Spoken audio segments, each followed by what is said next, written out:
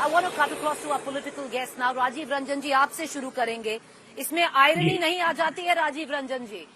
JDU Nitish Kumar को जो महिला का वोट था, सक्षम वोट मिला था और उन्हीं से वो चीफ मिनिस्टर बने थे, क्योंकि इतना जो महिला का वोट बैंक उनको पावर में लेके आया था. ऐसी अभद्र भाषा, क्या माफी काफी है?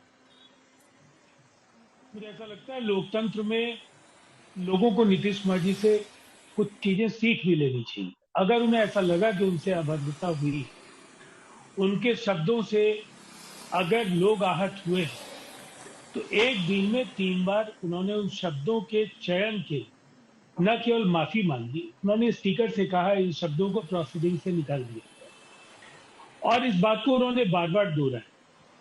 अब ये पूरा का पूरा प्रकरण क्या है, इस पर आपने काफी रोशनी डाल दी है. ये फर्टिलिटी रेट या बर्थ कंट्रोल, जो बिहार के जो आंकड़े सार्वजनिक हुए और उसमें जो साक्षरता को लेकर के पढ़ी लिखी महिलाओं के प्रतिशत का हवाला देते हुए उन्होंने कहा कि निसंदेह फर्टिलिटी रेट को चेक करने में अगर हम लोगों को एजुकेट करेंगे, महिलाओं को एजुकेट करेंगे, तो उससे मदद मिलेगी, और ये आंकड़े इसकी तस्दीक करते हैं. अब उनमें शब्द फिसले, उन्होंने खुद महसूस किया, इसलिए कि वो भारतीय जनता पार्टी के उन नेताओं की तरह नहीं है कि जिन्हें इस मिट्टी में जन्म लेने पर शर्म महसूस होती है. उन्होंने कभी भी उन शब्दों के चयन के लिए, मैं प्रधानमंत्री जी को याद दिलाना चाहता हूँ, उन्होंने ऐसे शब्द कहे, उन्होंने कभी वापस नहीं लिए, न उन्होंने इन शब्दों के लिए कभी कोई माफी मांगी. और ये एक बड़ा सिलसिला है. भारतीय जनता पार्टी के पास ऐसे बदजुबान नेताओं की एक लंबी फहरिस्त है जिन्होंने समय समय पर इस देश की मिट्टी को आहत किया, यहाँ के सांप्रदायिक सद्भावना को आहत किया. अपने शब्दों से अनेक लोगों को उन्होंने न केवल परेशान किया, लोगों की आस्था को भी झकझोरा. अब मुख्यमंत्री नीतीश कुमार जी देश के उन नेताओं में से जो शालीन वक्तव्य के लिए जाने जाते हैं. शायद जीवन में ऐसे अवसर नहीं आए होंगे जब उनके जुबान से कोई शब्द निकले, उन्होंने जो बातें की. थोड़ा आपको इंटरप्ट करूंगी, शाजिया इल्मी को भी लेके आऊंगी, पर जो आप कह रहे हैं कि बहुत शालीन है, इस वक्त तो ये चीजें नहीं कहनी चाहिए, क्योंकि जो आप कह रहे हैं कि उन्होंने एजुकेट करने के लिए किया, उन्होंने महिलाओं को एजुकेट नहीं, राजीव रंजन जी, एम्बैरस किया है. अब इसमें आप बताइए मिसकोट कहाँ हुआ है, क्योंकि वो कह रहे हैं कि मिसकोट हुए हैं वो. अब देखिए, मैं बस इतना कहूंगा, मैं मिसकोट या पूरा जो संदर्भ है वो आपने दोहरा दिया, मैं उसको दोहराऊंगा नहीं, और मैं उन शब्दों को भी नहीं दोहराऊंगा जिसके कारण आपने कहा लोग embarrass.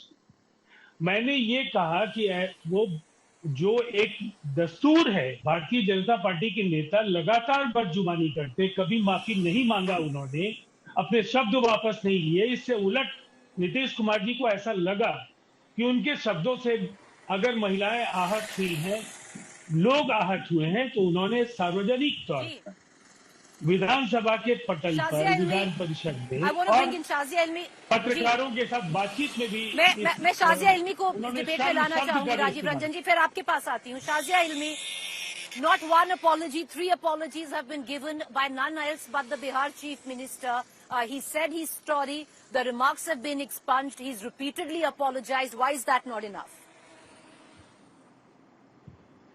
No, Preeti, do you think anybody will find it enough that after the uproar and the furor created by his absolutely sexist, vulgar and disgusting words, which of course, he amplified with his gestures and crude gestures on the floor of the House, after the furor that has been created, there are so many people asking for him not just to apologize but to resign. And imagine this was said on the floor of the House with so many women members there. Even if they were not there, there were men there who were embarrassed and shocked. So this is about your Bihar CM, who is now being touted as a very Shaleen person. I mean, I am frankly speaking, I am shocked and disgusted by the language used. And the details to which he went, I think it's just outright, not just vulgar, but cringeworthy. And I also want to say this, it's just not his mentality about how he's describing basic sexual activity that because he wants to make a finer point. I get that. But what does he take people for? I mean, it is so almost derogatory for his team members, for people who are listening into him, and for people of Bihar to whom he seems to give this kind of advice. And not just that, it was accompanied with gestures that he made, and he had no idea and no awareness. It was only later when the skies opened up in furor that he decided to do something about it and apologize, because he didn't have a choice. But the fact is something not all right with Nitish ji. Why would he say something like that? This is not how we remember Nitish ji. So I say his name with great respect because he has been a great leader. But I think he's clearly lost it. And this is something unforgivable. Never before in the history of this country, lots of things have been said. Shazia, But the JDU is turning around and saying at least we are apologizing not once, thrice over.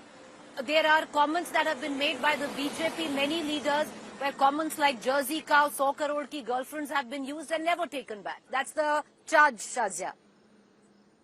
No, that may be the charge. But the fact is, did Nitish Kumar really have a choice? And as for the comments made by different leaders of the BJP, is this a time for Rajiv ji to indulge in whataboutery? Surely this incident itself and what was said, is that not enough? Will we discuss every time women are embarrassed or there is something vulgar that is said by anybody? Is it going to be only always about the other party? And no responsibility will rest fairly and squarely on the shoulders of the person who is spreading this kind of absolutely vulgar, analogies, who's making on the floor of the house. I don't understand. I mean, I expected this. I expected the RJD leaders today and JDU leaders, pardon me, and RJD leaders both to come up with this whataboutery. And I want to say, as a woman, forget being a member of a party, but what was the need? I mean, he was trying to drive home a fine point. But what he did on the floor of the house was outright disgusting and cringeworthy. I mean, बहुत शर्म आई सुनकर मुझे और बहुत ही अफसोस हुआ इस तरह की भाषा शैली का इस्तेमाल, इस तरह से शब्दावली का इस्तेमाल, किस तरह से उन्होंने बाकायदा जेस्चर्स करे हैं और इस तरह से एक चीज को बताना चाह रहे हैं जिससे सिर्फ और सिर्फ एक मानसिकता को वो दर्शाता है और बहुत ही अफसोसनाक और दुर्भाग्यपूर्ण एक वातावरण क्रिएट करता है. सोचिए जो महिलाएं रही होंगी उस वक्त फ्लोर हाउस में, वो क्या सोच रही होंगी. So I just find it very, very shameful. Rajiv Ranjan ji, disconcerting at that. I would reckon most women today are finding it very disconcerting. Embarrassed, yes, but also questions that are being raised. Rajiv Ranjan ji, और वो सवाल यही है ना कि लोग तो बेवकूफ हैं, कुछ भी बोल दीजिए फ्लोर पे, एक्सपंज करा लीजिए. जेडीयू ने बोल दिया, जो नीतीश कुमार जी हैं, अभद्र भाषा का इस्तेमाल हुआ, एक्सपंज हो गया, 3 बार अपॉलॉजी दे दी, काफी है. पर आप अलग नहीं है ना. भाजपा में कोई पार्लियामेंट में खड़े होकर मुसलमानों पे कुछ भी बोल जाता है, उस पे कोई कार्रवाई नहीं होती है. इसमें सबसे बड़े बेवकूफ तो लोग हैं ना. तो हम मान लें कि पॉलिटिकल पार्टी को कोई भी हो, बेवकूफ हम ही बन रहे हैं जो लोग हैं यहाँ पे. देखिए प्रीति जी, वैसे मैं समझता हूँ आपने जिस सवाल पर मुझे बुलाया, मुझे उसी पर बात करनी चाहिए. लेकिन ये भारतीय जनता पार्टी के अंदर जो जिस तरीके का कोहराम दिख रहा है, शब्दों के चयन के लिए माफी मांगने के बाद, सदन की कार्यवाही से उन शब्दों को हटा लिए जाने के बाद, इस पूरे दुर्भाग्यपूर्ण प्रकरण का पटाक्षेप मान लिया जाना चाहिए था. लेकिन इन सवालों को जिंदा रखने की वजह क्या है? कल बिहार ने इनकी ताबूत में आखिरी कील ठोक दी. रिजर्वेशन के नए फॉर्मूले और जातीय सर्वे के जो आंकड़े, ये 2 ऐसे चुटते सवाल हैं जिस पर इनके पास कोई जवाब नहीं है. और न इनके नेताओं के बदजुबानी, पार्लियामेंट में जो बात रमेश वेदुड़ी ने की, प्रधानमंत्री नरेंद्र मोदी ने की, साक्षी महाराज से लेकर के इनके तमाम नेताओं के अनेक ऐसे बयान हैं. उन बयानों पर किसी नेता ने आज तक माफी नहीं दी. लेकिन नीतीश कुमार ने कम से कम राजीव रंजन जी, आप कह रहे हैं व्हाट अबाउटरी. जी राजीव देखिए। रंजन जी, देखिए मैं आपसे एक डायरेक्ट सवाल करूंगी, फिर शाजिया पे जी। जाऊंगी। देखिए अपने दिल पे हाथ रख के कहिए राजीव रंजन जी, आप एक सीनियर नेता हैं, हमेशा जो बात करते हैं मतलब इन्फॉर्म्ड बात करते हैं, दिल पे हाथ रख के कहिए और बताइए जो लोग हैं यहाँ पर, क्या जो भाषा नीतीश कुमार जी ने असेंबली में यूज की है वो अभद्र नहीं, एम्बैरेसिंग भी नहीं, बिल्कुल क्रूड और ऑब्सीन है? राजीव रंजन जी, आप कैसे नहीं मान रहे हैं सर? नहीं, किसने कहा कि नहीं मान रहे हैं? जब नीतीश कुमार जी ने मान लिया तो हमारी क्या दिशा? जिन्होंने ये शब्द कहे उन्होंने उन शब्दों पर शर्म महसूस किया, उन्होंने कहा वो माफी मांगते हैं। मुझे लगता है इतना पर्याप्त है। प्रीति जी, उनका ट्रैक रिकॉर्ड देखिए। अगर वो हैबिचुअल ऑफेंडर नेताओं की तरह होते जो बार बार इस तरह के बयान देते होते तो मेरी समझ में ये बात आती। लेकिन दिल पर अगर ये रख करके ये सवाल आप शाजिया इल्मी जी से पूछेंगी कि क्या उन्हें रमेश बिदुड़ी जी के बयान पर कोई अफसोस नहीं है? क्या उन्हें प्रधानमंत्री नरेंद्र मोदी जी के बयानों पर कोई, जिसमें जर्सी गाय से लेकर के तमाम जो बातें उन्होंने कही उस पर कोई उन्हें अफसोस नहीं? तो ये पूछना बेहद आसान है प्रीति देखिए जी, ये वॉट लेकिन अबाउट इन आ जाती सवालों है, का वही मैं साफगोई बोल रही के हूँ। साथ आप नहीं राजीव रंजन जी, ये पर्याप्त है, पर उनको देखिए वहां पे कहेंगे वो पर्याप्त है जो एक्शन लिया, आपको क्या पता, आप दूसरे को देखिए। बस जो यहाँ पर देखिए। जो सिटीजन है ना वो आप लोगों के मुंह ही देखता रह जाता है। पर नहीं, शाजिया सिर्फ इल्मी जी प्लीज रिस्पॉन्ड। मैं बात केवल 30 सेकंड में कंक्लूड You know, करूंगा। I want to say, जानती है। मुझे कहना है, नहीं, नहीं, देखिए नहीं, जो शाजिया जी, जो मैं आ यहाँ जाऊंगी मैं एक सर, बात रिस्पॉन्ड करने जो दीजिए। रमेश बिदूरी जी ने कहा है, मैंने खुद, और ना सिर्फ मैंने, चाहे वो राजनाथ जी हो चाहे और लोग हो, हम लोगों ने इस पर बहुत ही अफसोस जताया है और इस पर कार्रवाई हो रही है। और मुझे लगता है आप लोग को लगता है ज्यादा होनी चाहिए, शायद इसमें कुछ आप लोग की राय सही हो सकती है, लेकिन कोई इसको सही नहीं मान रहा है। भाजपा के कई नेताओं ने बार बार कहा है कि इस तरह की भाषा का इस्तेमाल नहीं होना चाहिए था, लेकिन कल जो हुआ है और वो बिहार असेंबली में, आप देखिए, मुझे तो बिल्कुल यकीन नहीं आता है कि बाकायदा किस तरह से वो एक अच्छी बात कहना चाह रहे थे, लेकिन जिस तरह से उन्होंने उस बात की है, मुझे लगता नहीं कि वो मानसिक तौर से पूरी तरह से संतुलित है या कुछ इसमें कुछ मुझे बहुत ही तकलीफ है कि उसको अभी जस्टिफाई किया जा रहा है। अभी जो कुछ हमारे भाई राजीव जी कह रहे हैं वो एक कवर अप के तौर पर कह रहे हैं, और ये माफी भी एक कवर अप के तौर पर है, लेकिन इतनी डिटेल और तफसील से इस तरह के प्रकरण होना, बार बार उसको रिपीट करना, उससे बाकायदा हाथों के जेस्चर्स को इस्तेमाल करना, भाषा को इस्तेमाल करना और कई वाक्य ऐसे बोलना, क्या दिखाता है आपको? और आपको क्या लगता है जो लोग सुन रहे हैं, क्या आप बच्चों को पढ़ा रहे हैं? ये विधानसभा है, विधानसभा का पटल है, विधान परिषद है, आप क्या कर रहे हैं वहां पे? मुझे इस पर ताज्जुब है। देखिए, एक आध बयान आता है, कुछ लोगों को बुरा लगता है, बाकी लोग उसे जस्टिफाई करते हैं, ऐसा अमूमन होता है, लेकिन ये जो हुआ है, मतलब मुझे यकीन नहीं आ रहा है कि मुझे लगता है नीतीश जी की छवि को बहुत बड़ा से धक्का लगता है।